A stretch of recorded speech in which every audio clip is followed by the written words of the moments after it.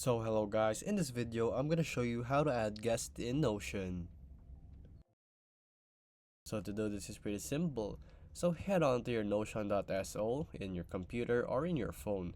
So basically all you have to do is go to the page where you want to share it. So let's just say this reading list right here or this journal. So all you have to do is actually press share, and then here just place the email that you want. So just place a random email, for example. So we just place the email of the person that we want to share to, and then from there all you have to do is go put this drop down, and then here you can place can edit content, can comment, can view, or full access.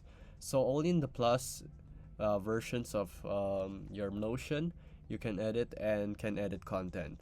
So there you go guys, that is how you grant your guest in Notion some access to your own journals or whatever you have in between you guys. So there you go guys. If this video was helpful, please hit the like button and don't forget to subscribe.